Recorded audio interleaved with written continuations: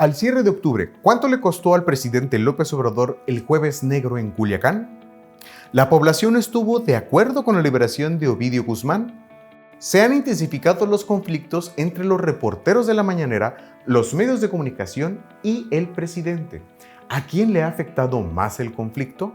Quédate para ver los resultados de la encuesta de Arias Consultores al cierre del mes de octubre.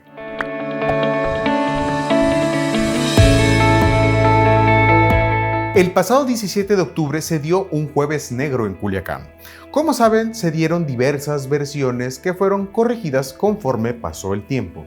La primera versión, de voz del secretario de Seguridad Alfonso Durazo, fue que durante un patrullaje de rutina se toparon casualmente con Ovidio Guzmán, hijo del Chapo Guzmán, en una vivienda, que los atacaron y por ello se tomó la decisión de suspender el operativo.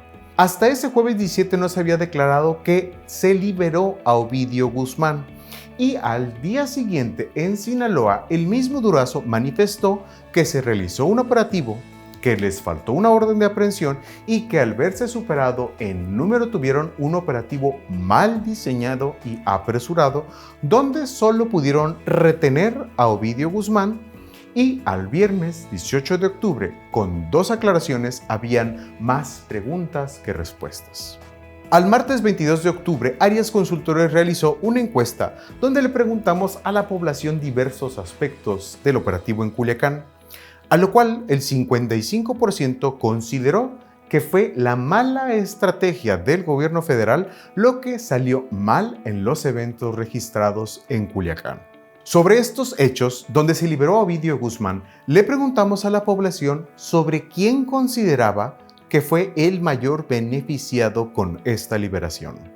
A lo cual el 49% contestó que se benefició a la ciudadanía y era lógico, ante un operativo mal diseñado y en una situación de crisis, la única salida alternativa era dejar libre a Ovidio Guzmán. Pero por el otro lado, y sin librar el costo que tuvo en este mal operativo, en la misma pregunta el 46.7% considera que resultó beneficiado el crimen organizado en la liberación de Ovidio Guzmán. Dicho por el propio presidente, por los altos mandos militares y por el propio Alfonso Durazo, este fue un operativo mal diseñado que llevó a la necesidad de, en el fallido intento de captura, liberar a Ovidio Guzmán. Pero la ciudadanía estuvo de acuerdo con la liberación. El 57.8% de la población evaluada a nivel nacional respondió que sí está de acuerdo con la liberación y solo el 42.2% dijo que no estaba de acuerdo. La mayoría de la población que estuvo en desacuerdo, cabe aclarar que no pertenece al estado de Sinaloa.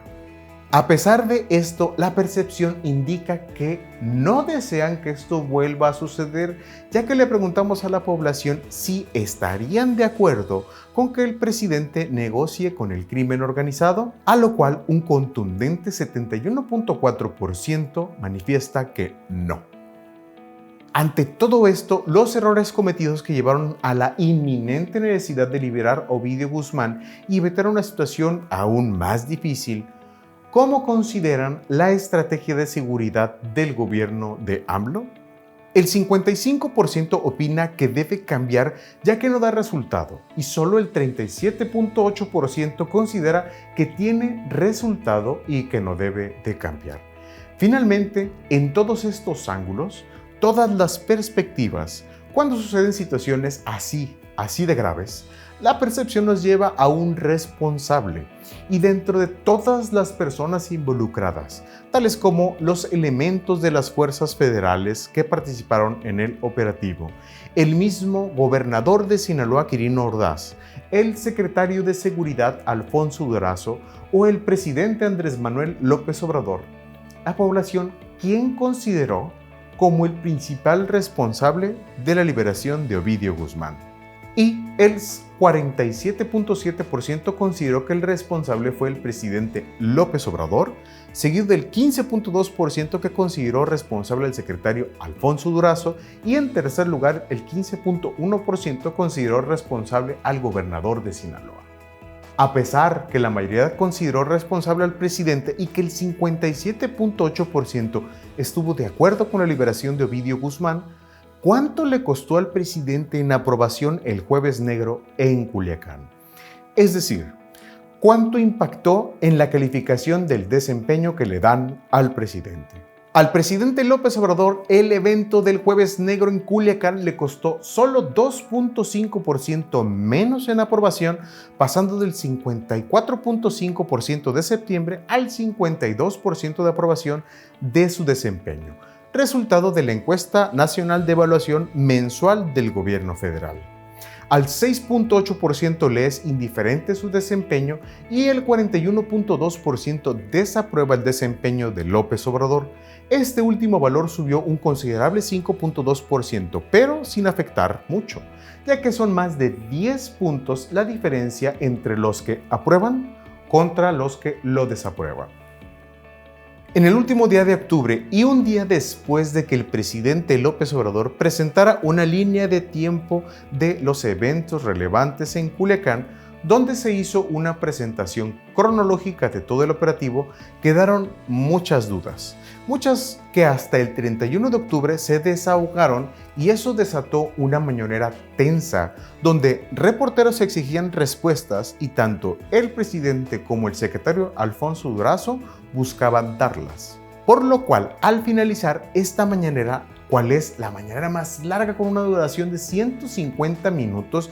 Pocas palabras, 30 minutos menos que la película de Avengers Endgame, pero menos divertida y sin efectos especiales.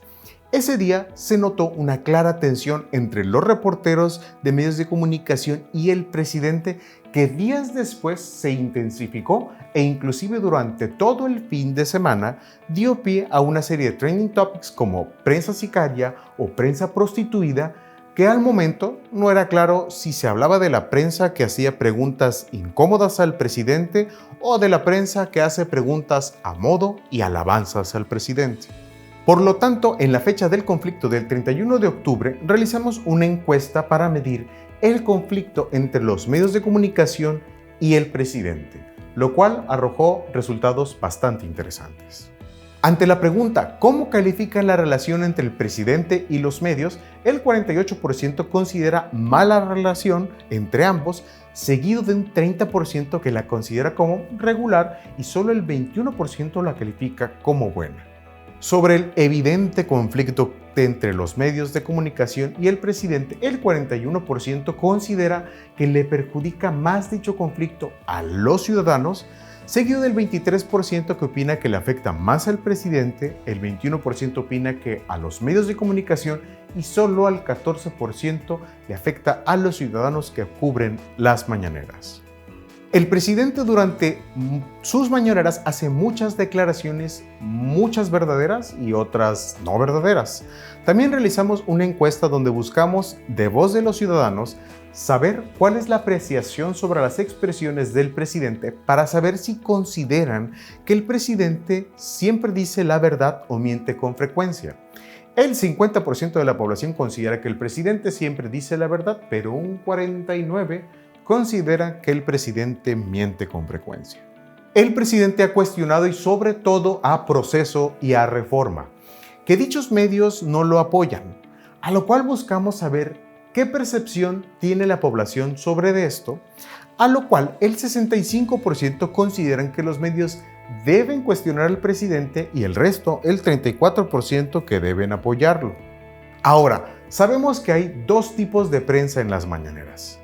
Una prensa que hace preguntas duras al presidente, que lo cuestiona y es firme con él, y otra prensa que es todo lo contrario, que lo adula, que hace preguntas con respuesta esperada. La primer prensa, la prensa incómoda, le llaman prensa fifí, conservadora, neoliberal, a lo cual el 52% considera que esta prensa sí existe. Pero el 51% considera que existe una prensa chaira controlada por la 4T, que no cuestiona y apoya al presidente. Al saber que la percepción es que ambas prensas, fifí y chaira, existen, le preguntamos a la población tomando estas dos preguntas: ¿qué tipo de prensa es a la que le dan más atención? A lo cual el 51% dice que a toda la prensa en general se le da más atención. El 36% dice que a la prensa chaira se le da más atención y solo el 5% opina que se le da más atención a la prensa fifí. El dato ahí está. Juzgue usted.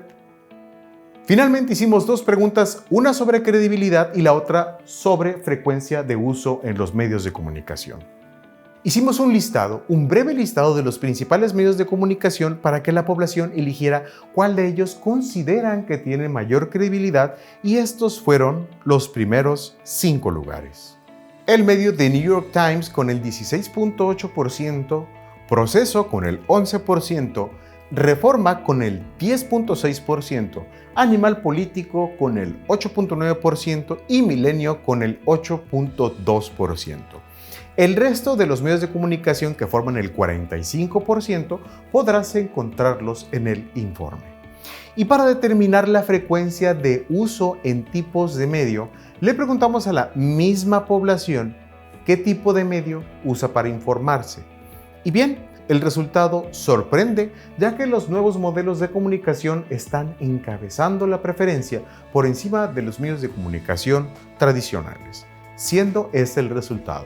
Los medios digitales con el 54.7%, los medios televisivos con el 16.9%, YouTube con el 14.3%, la radio con el 4.7% y los periódicos con el 4.6%. Y el resto en otros medios de comunicación. Y bien, no olvides ver el resultado de la encuesta Así van los 32 gobernadores, donde los ciudadanos califican el desempeño de sus gobernadores. Si te gustó el contenido, suscríbete a nuestro canal de YouTube, regálanos un like en Facebook y sobre todo, gracias por participar en nuestras encuestas. Saludos.